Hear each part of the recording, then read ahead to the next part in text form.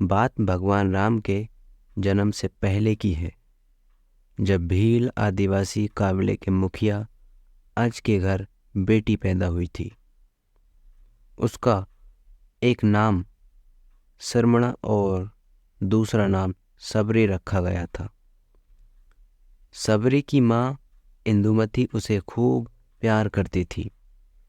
बचपन से ही सबरी पशु पक्षियों की भाषा समझकर उनसे बातें करती और जब सबरी की माँ उसे देखती तो कुछ समझ नहीं पाती थी।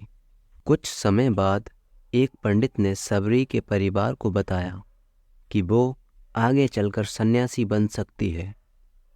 इस बात का पता चलते ही सबरी के पिता ने उसका रिश्ता तय कर दिया।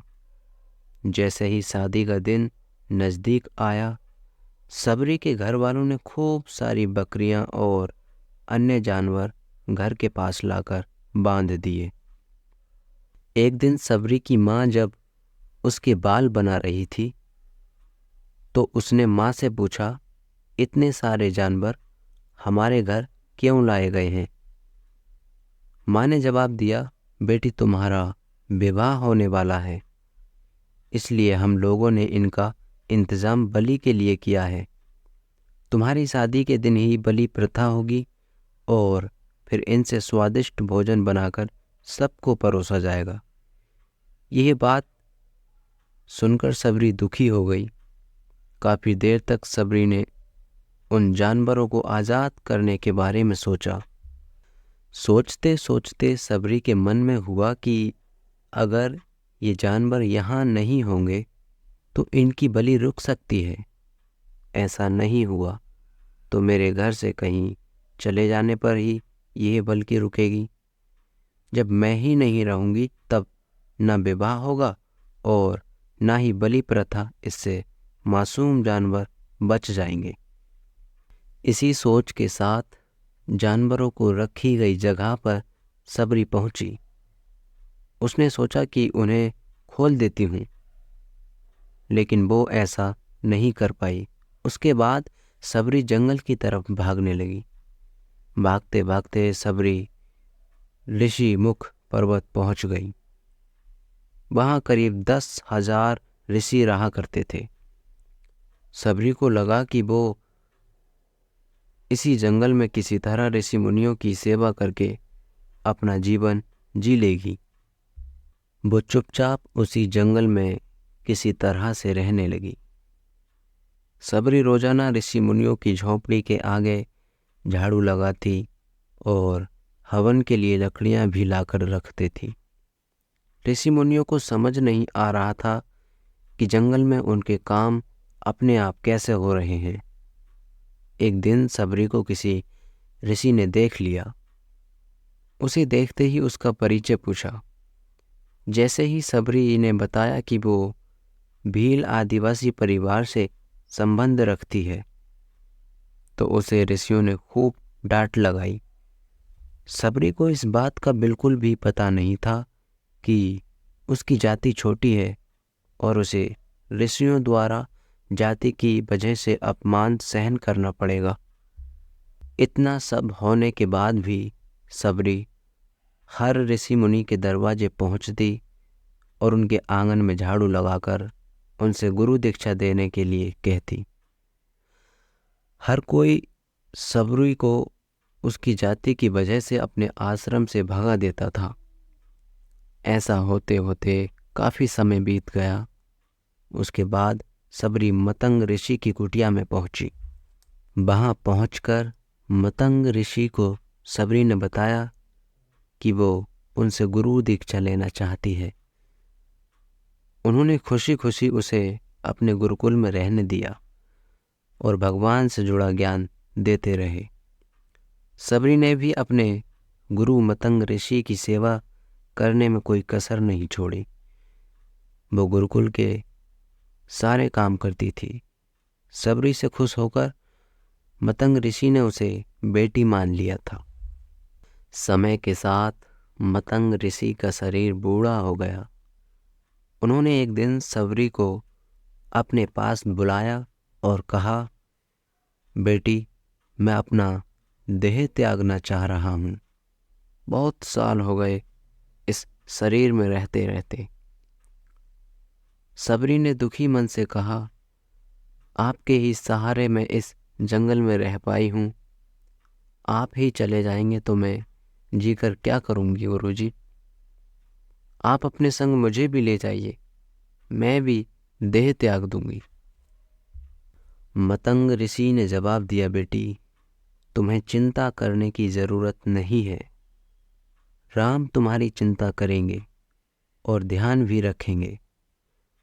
सबरी ने राम का नाम सुनने के बाद पूछा, वो कौन है और उन्हें मैं किस तरह से ढूंढूंगी। तो मतंग ऋषि ने बताया, राम कोई और नहीं भगवान है। वो तुम्हें सारे अच्छे कर्मों का फल देंगे। तुम्हें उन्हें ढूंढने की कोई जरूरत नहीं है। वो एक दिन खुद तुम्हें खोजते हुए इस कुटिया में आएंगे और तुम्हें उनके हाथों ही मोक्ष मिलेगा।